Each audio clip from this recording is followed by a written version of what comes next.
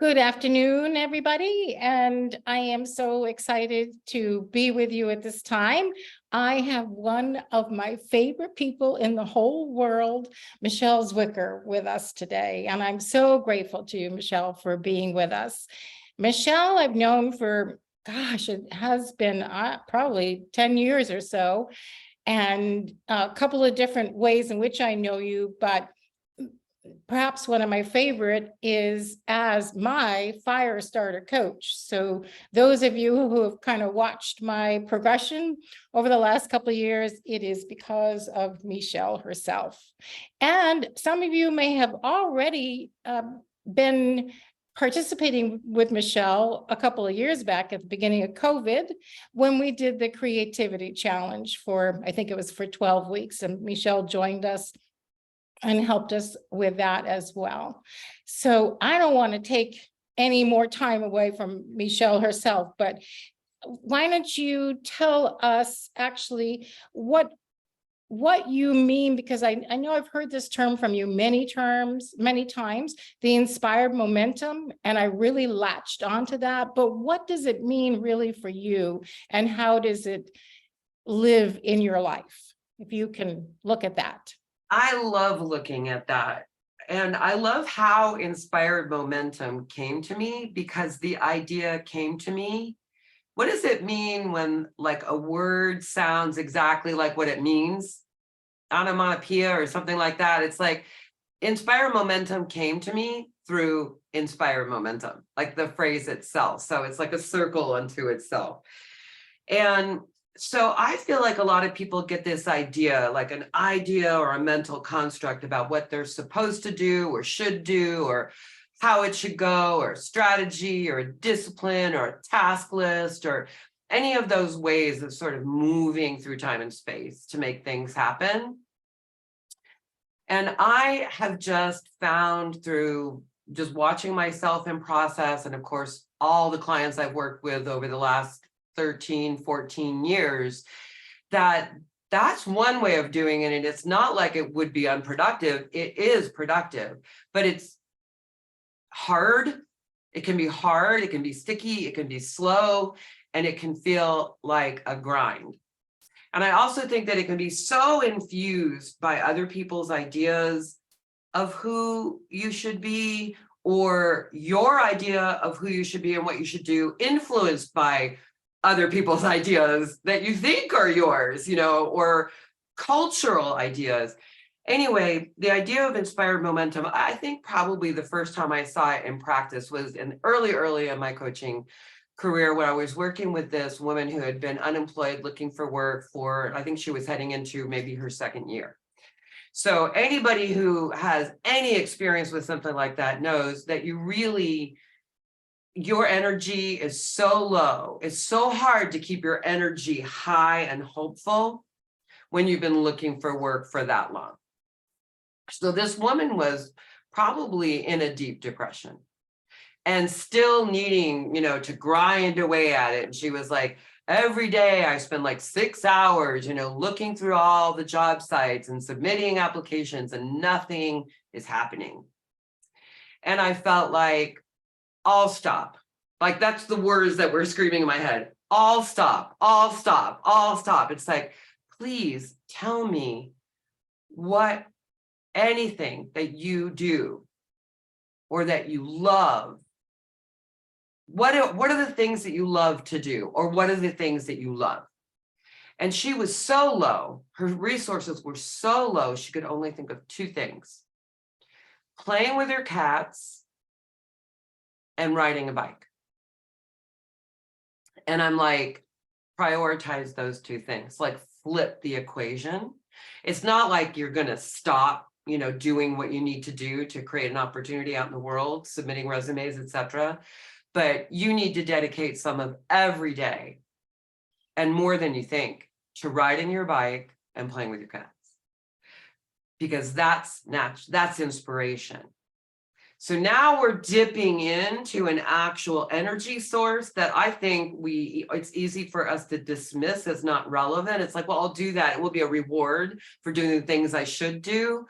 However, I disagree, because when she's on her bicycle, she's actually breathing hard and getting fresh air and activating the emotion of love. And she's in the belly of inspiration, which is like a wave.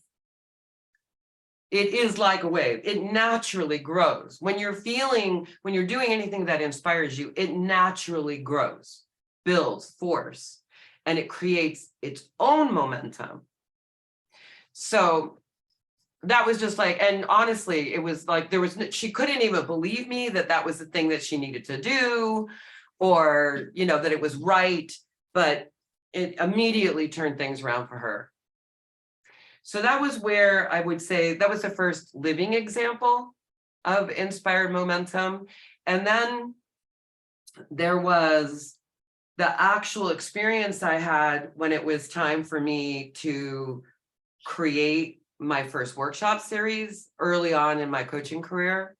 And I had hired a coach, and I just wasn't getting really clear about the content. And the time was ticking, and I wrote a big fat check, and I didn't want it to be wasted. And so finally, and honestly, the coach that I hired wasn't really doing all that great by me. I had a great example of what not to do and how I wanted to do it better. But in the meantime, I was going to take advantage of the opportunity. I'd written the check, I was going to do something. So, and I actually ended up creating like 25 things to stop doing to start creating momentum. And this was one of the things that I did on the momentum side. And that was, I proclaimed a date. I said the workshop is going to happen on this weekend. And then I sent out an email to all of my sphere of influence. And I said, please send me some of your people, refer some of your people to me for a free beta workshop.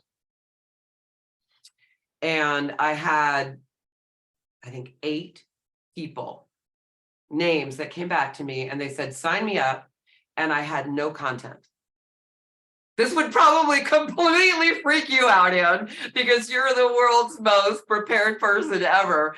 But that weekend, that was 2 weeks out. I only gave myself 2 weeks. And that was just enough to like trigger like almost a panic for sure, but also a download. The floodgates opened. Total download. Like, I don't think I even slept that first weekend because so much inspiration was coming through and content was coming through. I was just trying to keep up with capturing it all. And it became my first workshop, which was called the Inspired Momentum series. So it's really become a cornerstone of the work that I do. It's like, what can we do that will trigger the heart of inspiration that you truly care about, that you truly love, and not all the things that we think we should do or must do or have to do as the starting place for anything. I just feel like the real starting place is inspiration. And we all have some naturally. Yeah, I'm just so turned on by the conversation, and I hope that the listeners can latch on to it for themselves to kind of dig deep to see what that ignites in them, because a number of things come to me. This whole conversation is really, for me, about art, archetype, and ancient wisdom. And so inspired momentum, that is the most infinite and most ancient wisdom that is available to us. Inspired meaning to breathe in that life force, momentum meaning movement, and movement being life. So you have life force and you have movement as life, and you put them together. And that's where the archetypes live. That's where passion lives. That's where art lives. That's where life lives when you really can embrace that. And you're such a living example. So I know that along the way, it's kind of evolved for you. And so where are you at now with that whole idea? Well, I just want to say how lovely that all was that you said. I feel, in fact, it reminded me of some of the notes I was taking this morning. It's like inspired feels like what the heart wants versus the head. and wanting to create from flow state, where I could actually feel natural upliftment, epiphany quality of insight, not like burp, burp, burp, burp, burp, burp, burp. Universal assistance and collaboration, which is what you were just saying, that life force intelligence. And I wrote being informed from universal intelligence sources beyond my already always thinking. Oh, wow. Yeah. Mm-hmm. So what you said is like completely in alignment. Mm. And so you said, where am I at now? Yeah, the evolution of that whole idea as a cornerstone, foundational pivot piece in your life. Well, you had asked me in preparation for this interview if I wanted to talk about my speakeasy. And I'm like, the speakeasy is actually a brilliant example of inspired momentum, and I'm still watching it grow. So I started my speakeasy about maybe 5 years ago now. And the natural evolution of it was, and if you're wondering, like, what am I inspired by? Like, how would I know? Because I know sometimes that can be elusive. Mm-hmm. Wherever, almost like if we had like a little beeping sound inside of us, like a car that gets close to things when you're backing up. If we had that inside of us, there is, like, you can go this way and it goes beep, beep, and you can go this way and it goes beep, beep, beep, beep, beep, beep. You notice when you're pointed towards something that there's a natural kind of yes coming from yourself, or when you're pointed towards something where there's a natural no coming from yourself, or a resistance. And so I had this experience during another kind of lull in my life, and my whole life is this experience of like flushing with enthusiasm and dry as a bone, like back to like all the basic questions all over again. And I was in a dull spot where I didn't quite know what I wanted. And I started to see communication going on about the voices of our city choir in San Diego.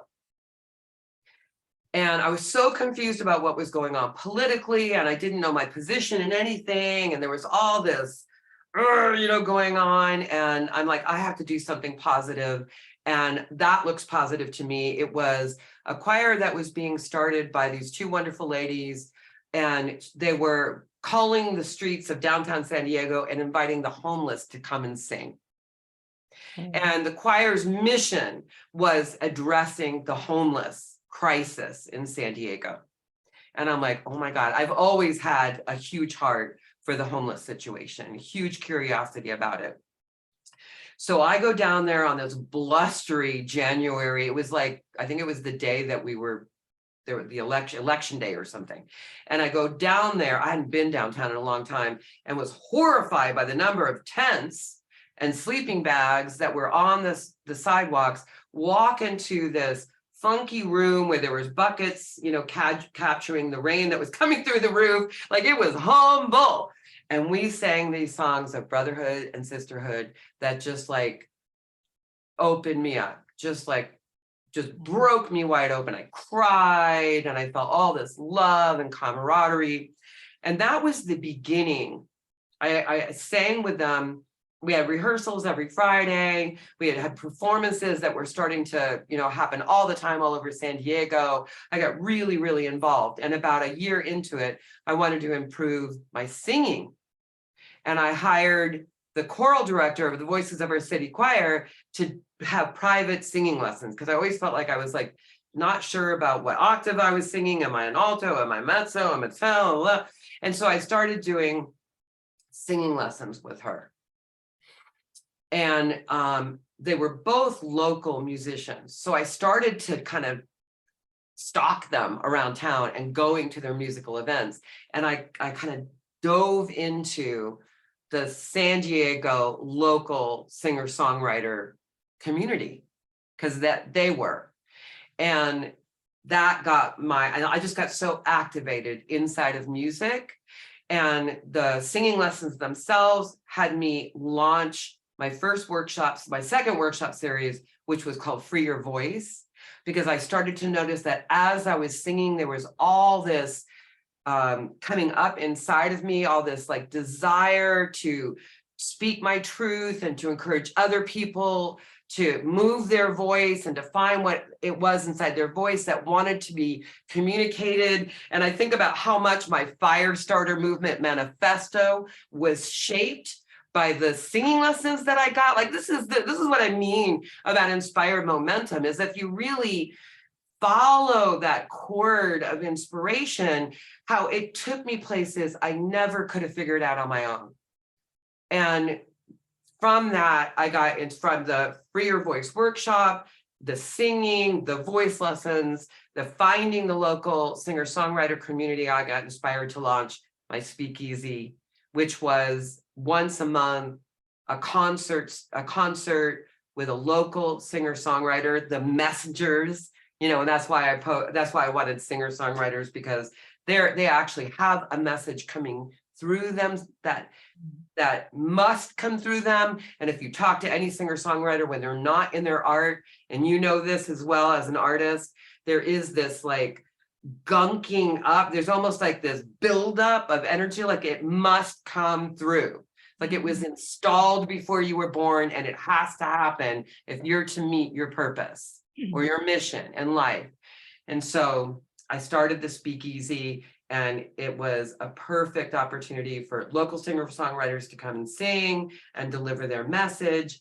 But over time, as it's evolved, it's also meeting what I couldn't see initially, which is the urging of my voice wanting to come up inside of it. Like initially I wasn't going to perform.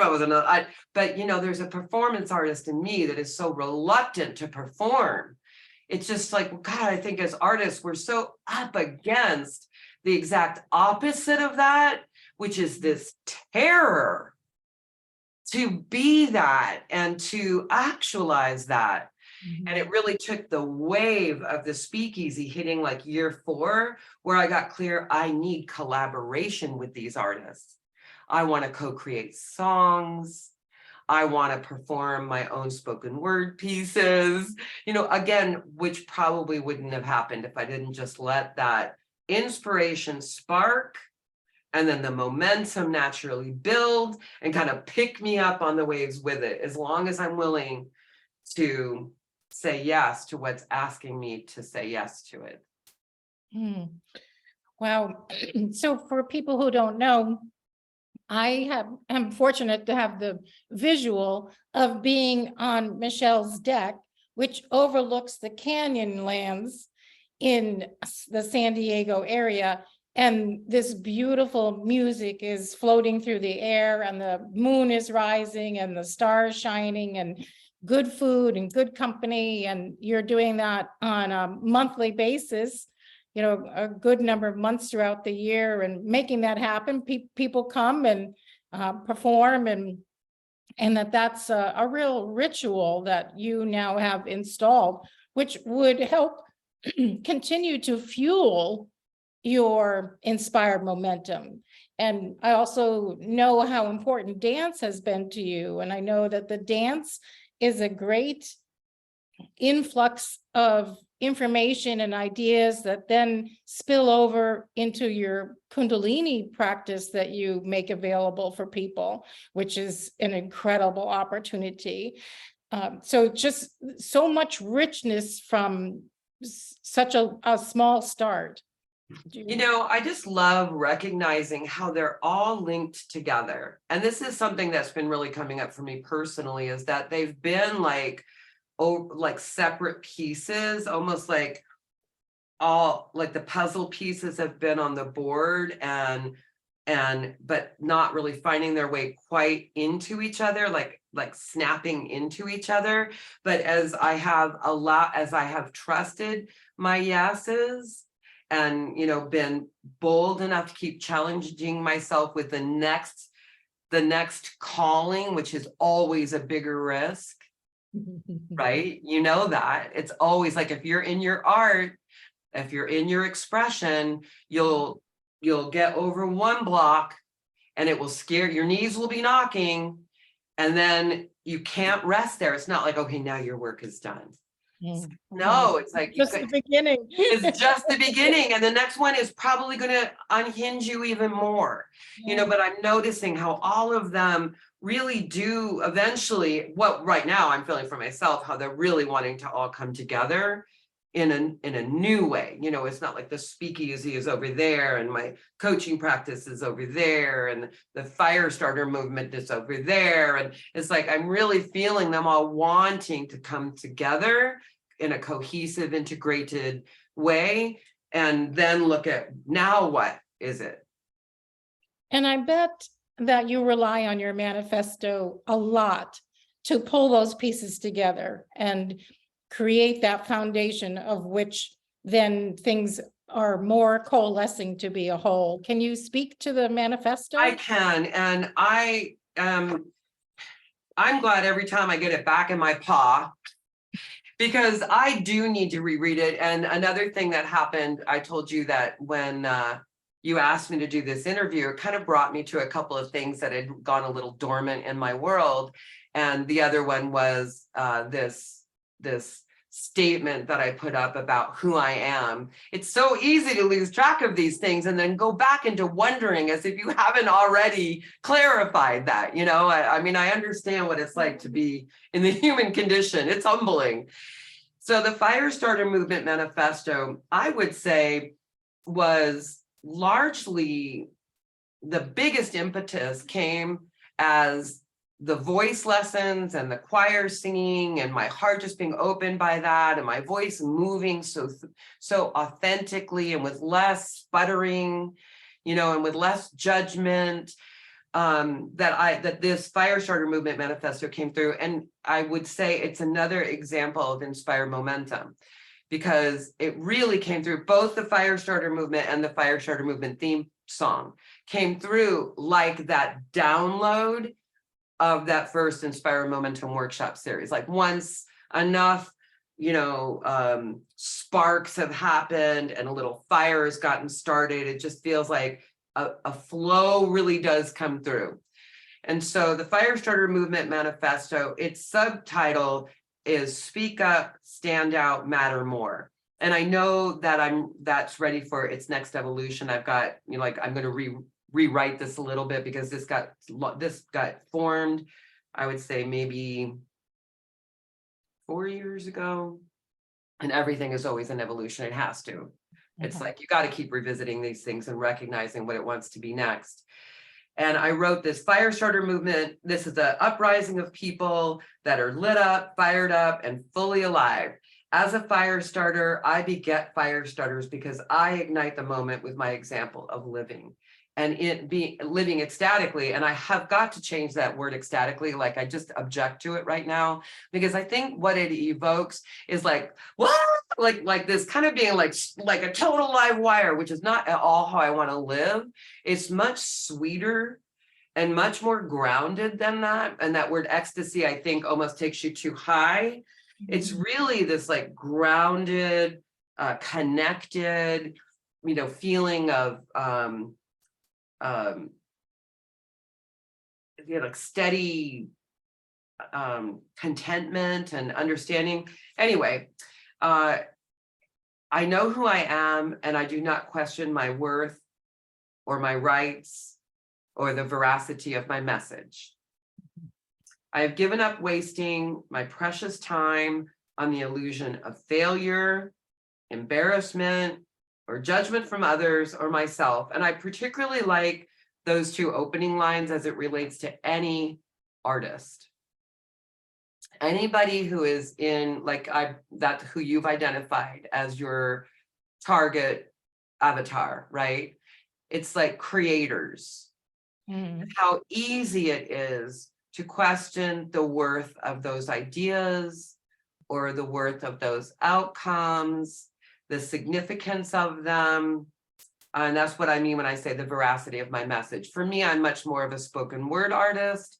You are a different kind of artist. You know, you work inside of ideas around archetypes and fabrics and that, you know, but it's the same thing. That's your message. You know, it's a message coming through you.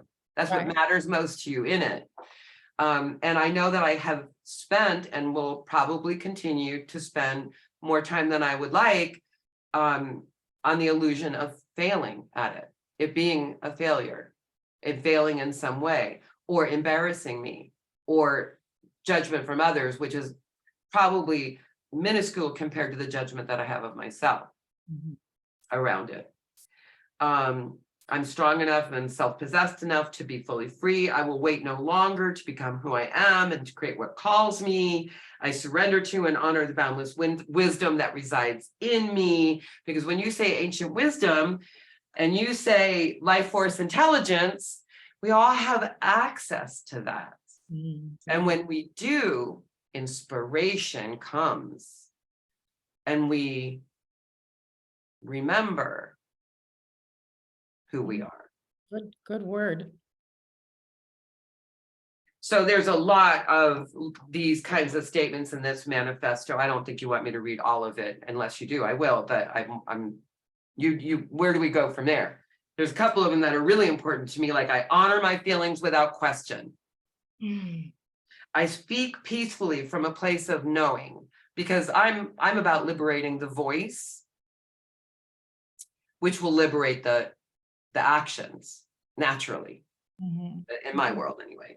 I responsibly tell my truth. I am unafraid of my voice, my howl, and in being seen.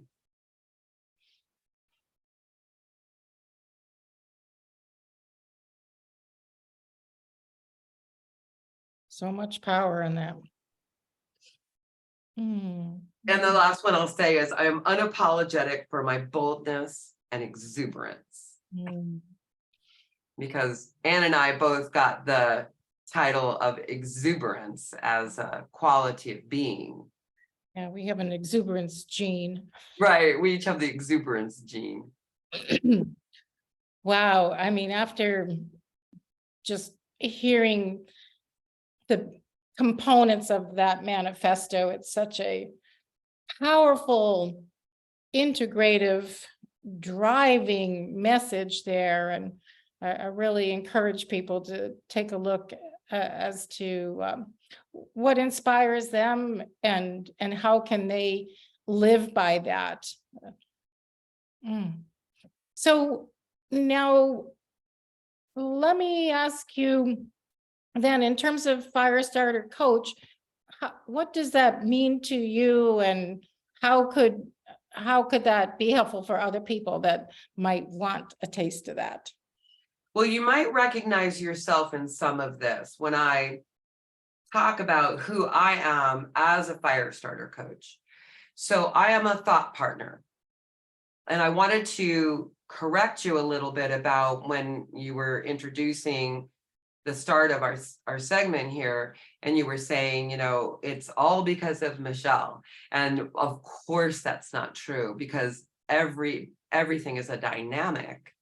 And so what comes as a result of you and I coming together in thought partnership, which is a lot of what we do, you know, we come together and we feed and nurture what wants to become what was coming from you, not the already always doing and they're already always thinking, or the sense of limitations, but our conversations, our thought partnership is what has activated so much of what you've been creating over the last few years.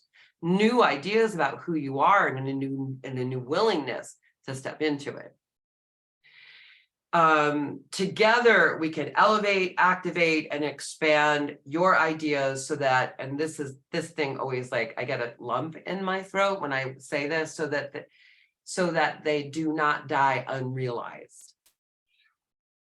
Wow. And I've always loved the term self-actualization. And if I had only one phrase to use to speak about what matters most to me in the work that I do, it's my own self-actualization and how I can be a partner in your self-actualization. So it's not prescriptive, because the self that you are is utterly unique, just like the self that I am is utterly unique. And so it's like, what can happen? I just feel like I bring my watering can, and my sunshine and my natural belief in you and my ability to see the best in you and all that to the relationship. And then we watch you self-actualize. We trigger your self-actualization. I'm someone who can always see your potential and the person that you are becoming, even when you become blind to it. I think about this Firestarter Movement Manifesto, the development of my workshop, and actually the title of the Firestarter Movement. That all came after a long, dull period for me where I didn't know what was next, and a long, fruitful partnership with a coach that I hired. And she became that for me. That's what coaching is. Mm-hmm. Is it's that place where there's this relentless nurturing of possibility, this this opportunity to keep speaking into that, which is rare. Most of the time we spend our time thinking and speaking into our sense of limitation and our worries and our fears and our doubts. And I love how, it's like you see a spark, you recognize the spark, and then you blow on it to have that really kind of ignite into something that it was meant to be before we even entered this earth. And so naturally true. It's almost like I blow on it with the way that I hear you or the way that I see you, and the ember inside of you lights up and you feel it and you know what to do. Inspire momentum. That's another thing about Inspire Momentum that I love, is you know what to do, because most of the time we don't need to know the whole freaking plan. And we get really gummed up, slowed down, and not in momentum, thinking that we have to know it all. But there's no telling where things are going. You just have to be willing to do what is calling to you next to do. The next step. Exactly. Go to the choir on this windy, blustery morning. I don't know how that's taking me anywhere. It took me every place important.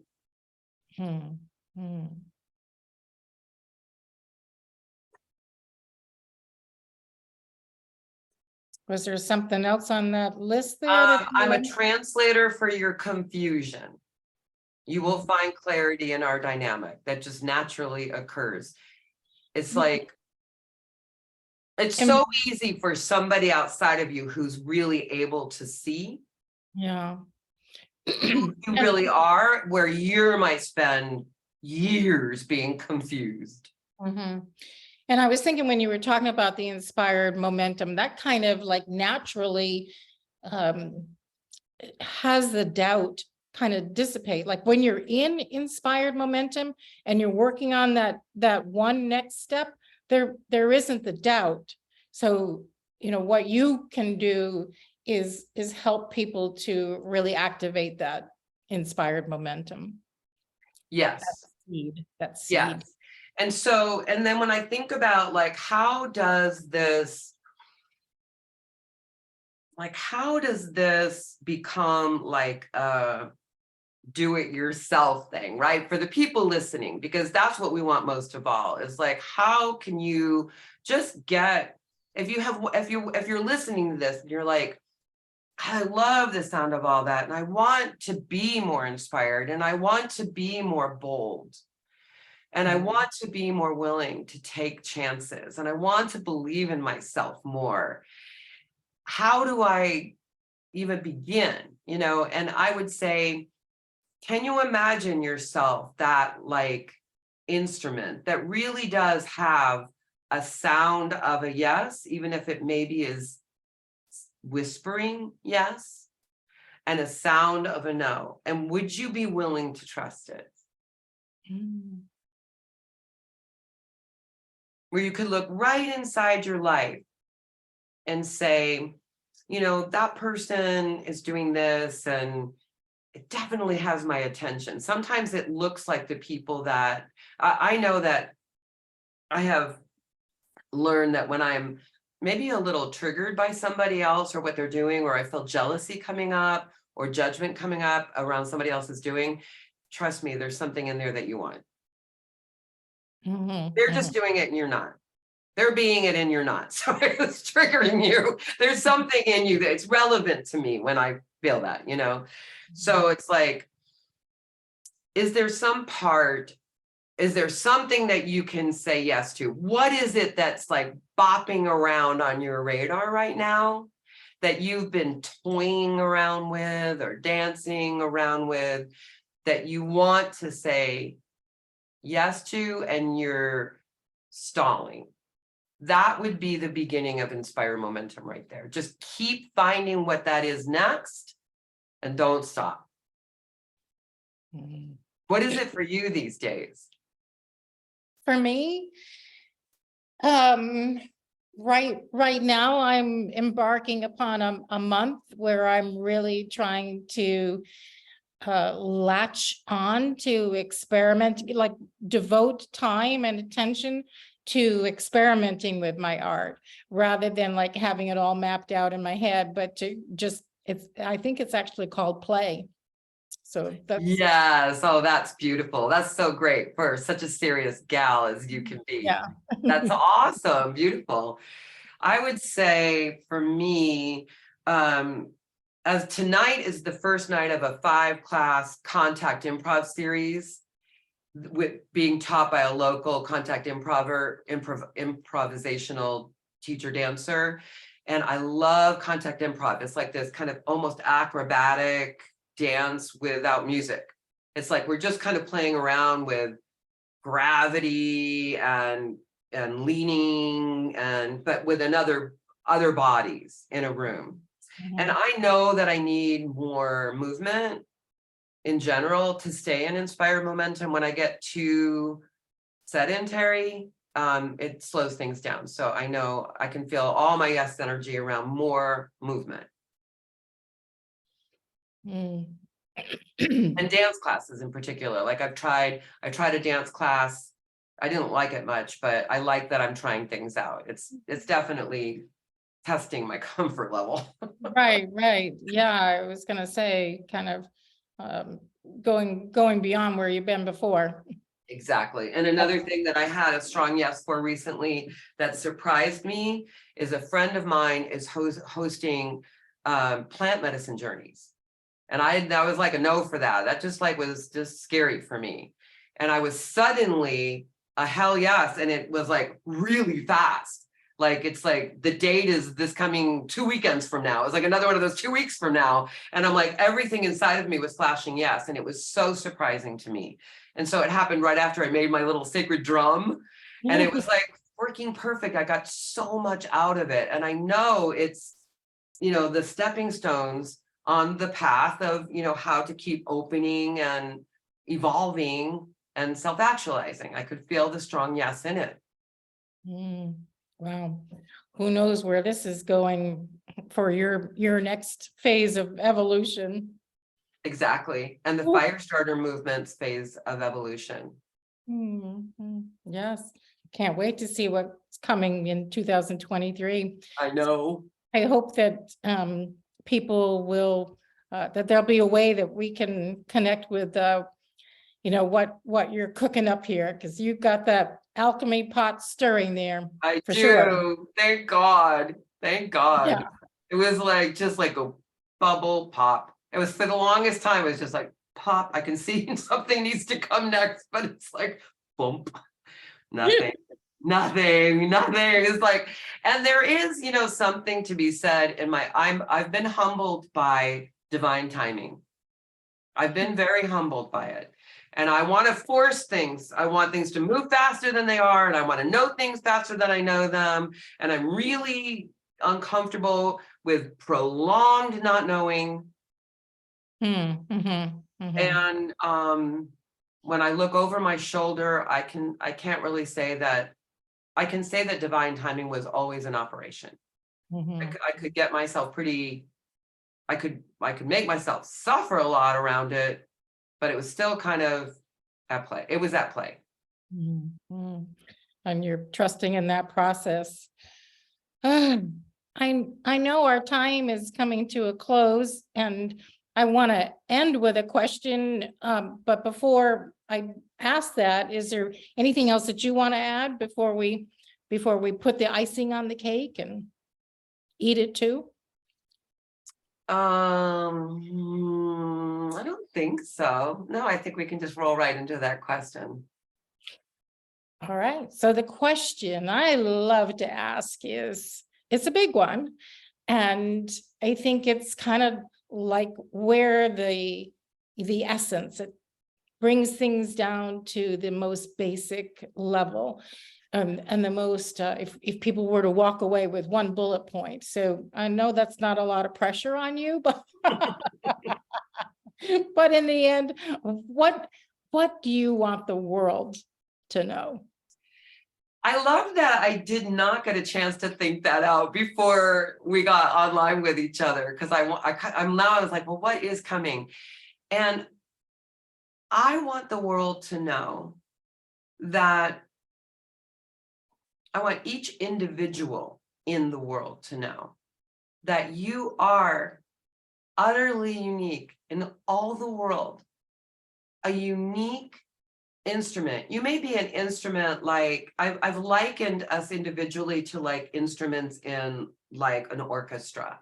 So you may recognize that you're a wind instrument and not a percussive instrument or a stringed instrument versus right, you might recognize that you're part of a group. Let's say you could by archetypes or any of these other things. However, that combination that makes you is utterly unique in the world. It's never happened before, and it will never happen again.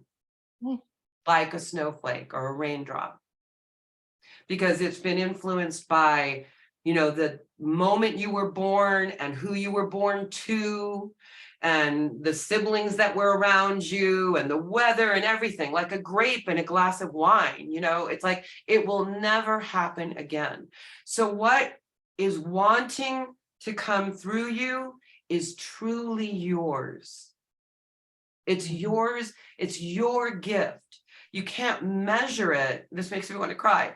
You cannot measure it by looking at other people. You can't measure it by comparison. You can be inspired by other people, but you have to trust yourself.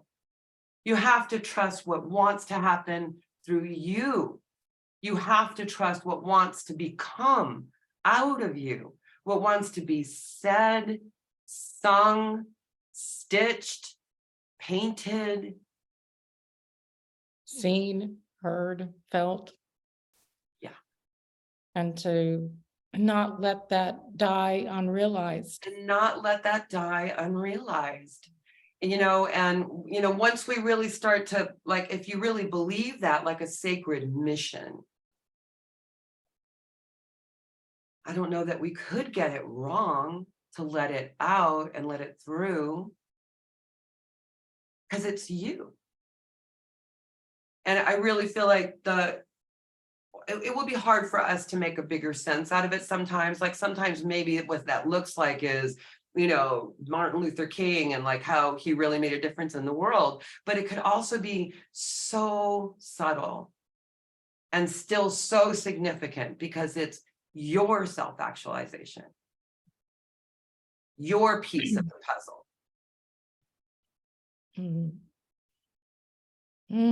Boy, I just feel the fullness of inspired momentum as a sacred mission.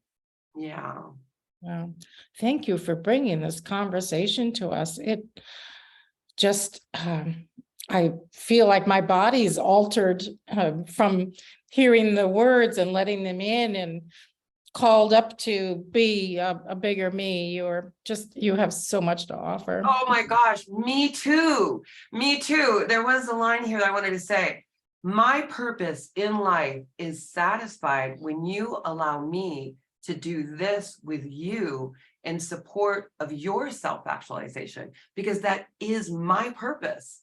So like, thank you, thank you, thank you. I am so much more lit up because you asked me here to be with you and to have this conversation.